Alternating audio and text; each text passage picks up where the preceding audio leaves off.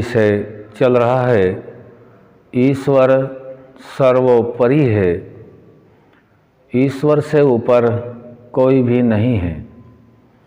सभी देवों का देव वह परमात्मा है जो सभी का निर्माण करता है और पालन पोषण करता है और समय आने पर सृष्टि का संहार भी करता है। सर्वगुण संपन्न यदि कोई है तो वह ईश्वर है। ईश्वर में कोई भी किसी भी प्रकार का लेश मात्र दोष नहीं है। ईश्वर जो प्राप्ति की कामना करने के योग्य है। मनुष्य अपने जीवन में जब से युवा से अवस्था से लेकर के वृद्धावस्था तक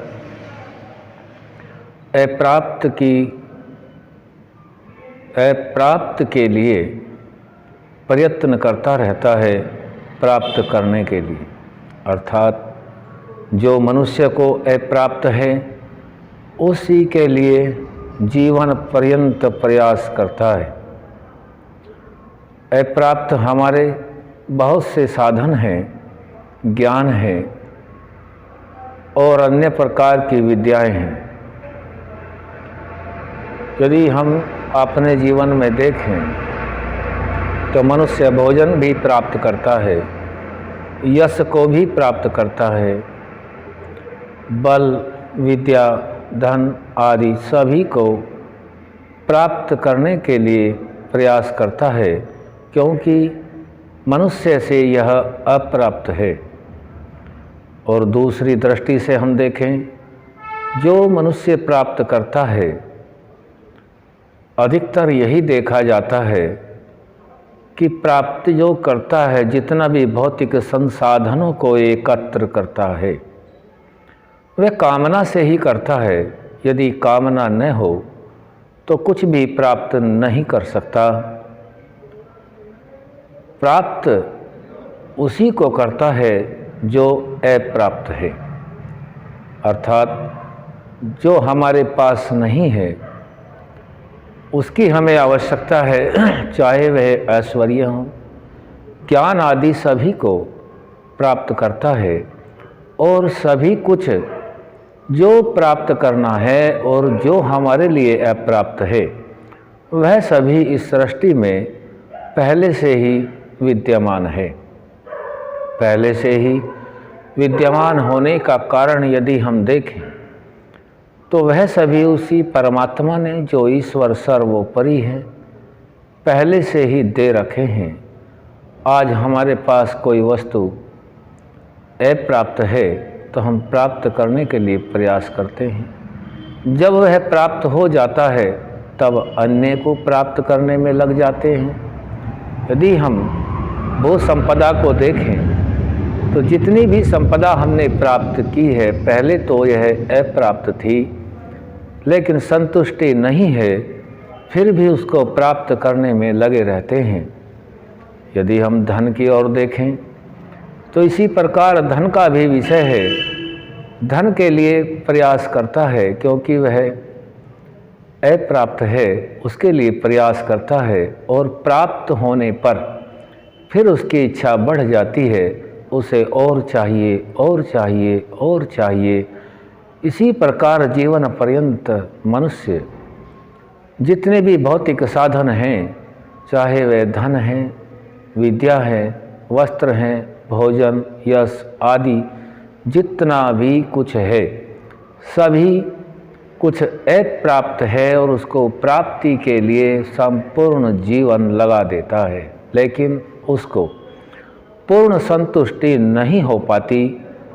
हम यह विचार करके देखें, इस पूरे ब्रह्मांड के अंदर ऐसा क्या है कि जिसको प्राप्त करने के पश्चात कुछ भी तो अप्राप्त नहीं रहता। इसका विचार करके यदि हम सूक्ष्मता से देखते हैं तो जो भी अप्राप्त वस्तुएं हैं, उनको प्राप्त करने के लिए जिस सत्ता ने इस पूरे ब्रह्मांड में उनको रच रखा है, उसको रचने वाला वही सर्वोपरि ईश्वर है, उससे ऊपर कोई नहीं है। हमें कामना करनी है। यदि हम उस ईश्वर को प्राप्त करते हैं, उस प्राप्त करने के पश्चात हमारे किसी के पास भी कोई वस्तु अप्राप्त नहीं रहती है।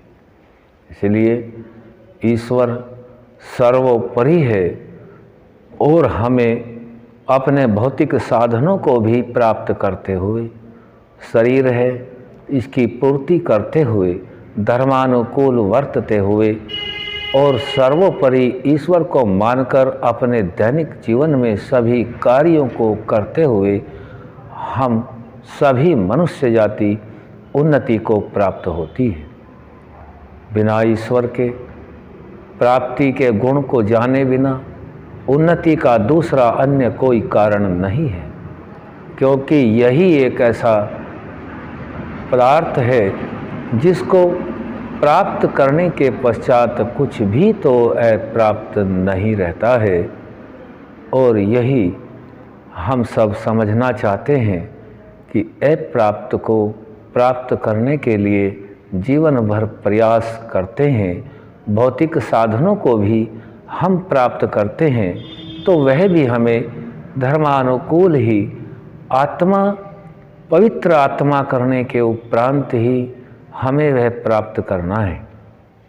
क्योंकि अंततः जो आत्मा जिस शरीर के साथ लिपटा हुआ है, इसमें वह प्राप्त की हुई वस्तु के जो संस्कार हैं, जो पदार्थों के संस्कार हैं, वह संस्कार मौजूद रहते हैं और आत्मा को उन्हीं संस्कारों के आधार पर अन्य किसी शरीर में या शुभ संस्कार जब नहीं, शुभ अशुभ संस्कार जब शून्य हो जाते हैं, तभी वह आत्मा परमात्मा के परमानंद मोक्ष को प्राप्त होता है।